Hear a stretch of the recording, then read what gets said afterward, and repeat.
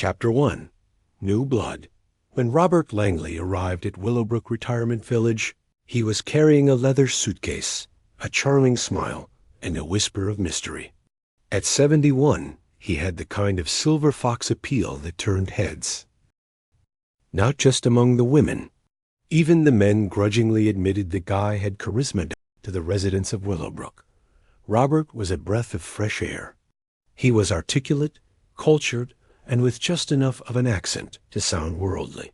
He claimed to have been a financial advisor who had retired early after a lucky property investment in Portugal. It was said he had dined with diplomats and once dated a famous opera singer. Willowbrook, nestled on the outskirts of Bath, was a quiet, picturesque village with manicured lawns, afternoon teas, and a strong sense of community. Most of its residents were well into their 70s and 80s, having moved there after a life of work and family. Evelyn Harper, 78, sharp as a tack and twice as observant, noticed the immediate flutter around Robert. Mavis from Unit 3B brought him banana bread. Judith from 4C offered to show him around. And even stern Margaret Shawn from the villa on the hill invited him for tea. He was collecting admirers like stamps, but Evelyn had been around long enough to know that when something seems too good to be true, it usually is. A retired librarian with a penchant for Agatha Christie novels and crime documentaries, Evelyn had a sixth sense for deception. And Robert Langley had all the hallmarks of a man hiding something. Chapter 2. Tea and Suspicions.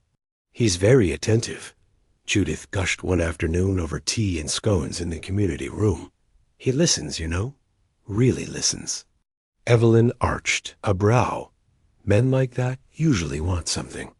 Don't be so cynical, said Judith, her cheeks pink. He's just kind. He said he lost his wife in a boating accident 5 years ago. Tragic, really. Evelyn said, not committing. She'd noticed Robert talking to the younger staff as well, especially Clara, the pretty nurse in her late 30s. Still, nothing about him was overtly wrong. Yet Evelyn couldn't shake the feeling that he was too perfect. His past too curated. Chapter 3. Death in 3B. Mavis was found on a rainy Tuesday morning by her cleaning lady, Nora. She was sitting in her armchair with a book in her lap and a cup of cold tea beside her. Peaceful, almost serene. The official cause: heart attack. Natural causes. But Evelyn, who'd spoken with Mavis just the day before, wasn't so sure. Mavis had been vibrant, joking about taking tango lessons, and even mentioned going on a trip to the coast. What troubled Evelyn most was the bruise she'd seen on Mavis's wrist as the paramedics wheeled her body out. Purple fresh. People bruise easily at our age. The nurse muttered Evelyn wasn't buying it. Then she learned that Mavis had recently withdrawn a substantial amount of money from her retirement savings. Nearly £30,000. Chapter 4. The Widow. Detective Evelyn had no formal training, but decades of bridge, book clubs, and Tuesday night cocktails had given her one significant advantage. She knew how to listen. And she knew the value of gossip. She started quietly. She invited Nora over for tea and casually asked how Mavis had seemed the last few days. Nora revealed that Mavis had been seeing a lot of Robert. He was here 3 or 4 times last week. Nora said, always brought flowers. I thought it was sweet. Did she say anything about him? Only that he was helping her with some investments. Evelyn felt her stomach drop. She started keeping a notebook. Times, dates, conversations. She noted when Robert was seen with Judith, Margaret, even Clara. Then she did something she hadn't done in years. She opened her late husband's old safe and pulled out his private address book. Chapter 5. Charming Lies. Robert claimed to have been a financial advisor, but no one in Willowbrook had ever asked to see proof. Evelyn began calling around.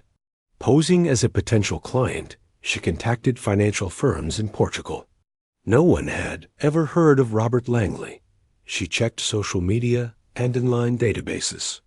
The name Robert Langley turned up a few times, but each one came with a different photo and a different history.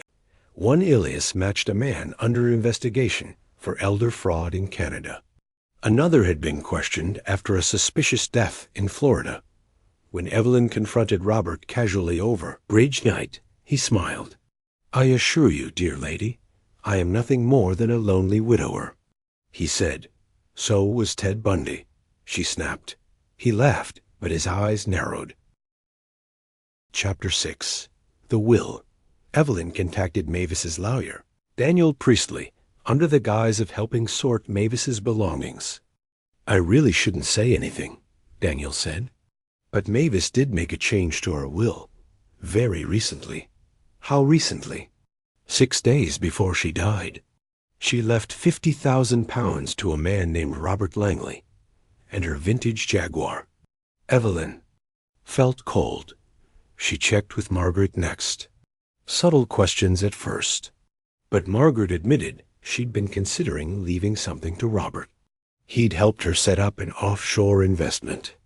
Evelyn decided it was time to stop him before anyone else got hurt. Chapter 7. The Circle of Trust. Evelyn gathered a small group of allies: Judith, Clara, and reluctantly, Margaret. Over multiple discreet meetings, Evelyn laid out what she'd found: the aliases, the will changes, the bank withdrawals. Judith broke down in tears. "I told him my bank password. He said he was checking on a pension transfer." Clara was furious. "I trusted him. He helped me apply for a car loan. Said he knew someone who could get me a better rate." Margaret was silent. Then she said, "What do we do?" Evelyn smiled. "We set a trap." Chapter 8. Bait and switch. Margaret agreed to act interested in buying property abroad. She told Robert she had $500,000 in savings and was looking for discreet investments.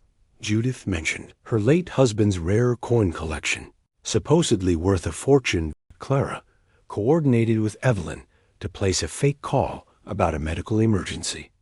The goal: get Robert away from his villa while Evelyn and Lena checked his room. Lena Morrow, a retired detective and friend of Evelyn's late husband, had moved to Willowbrook 6 months prior. Evelyn brought her up to speed. "It sounds like elder exploitation at the least," Lena said. "Possibly murder." "I'll help."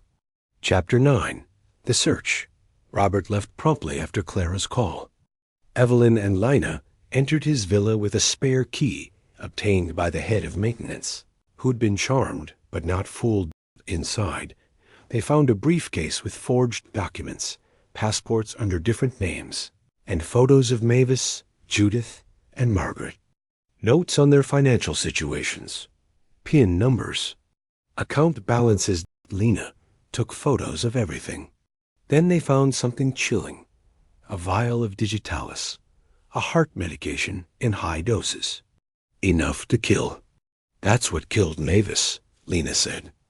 "I'd bet my pension on it." They called the police. Chapter 10. Caught in the act.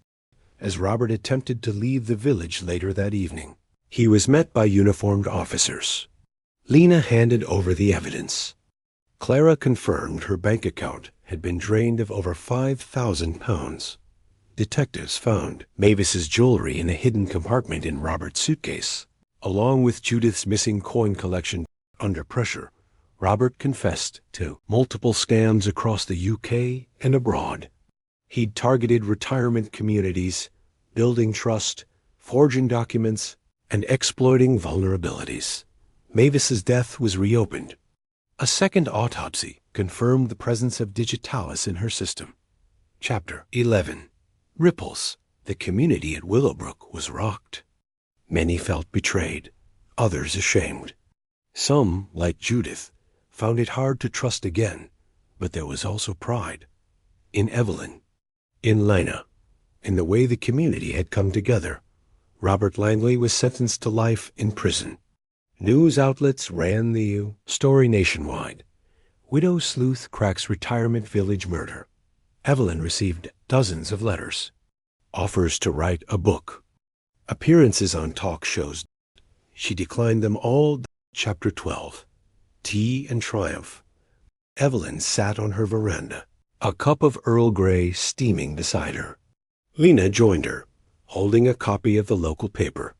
"You know," Lena said, "if you ever want to start a detective agency." "I prefer tea to danger," Evelyn said, "but I'll keep the option open." They clinked teacups.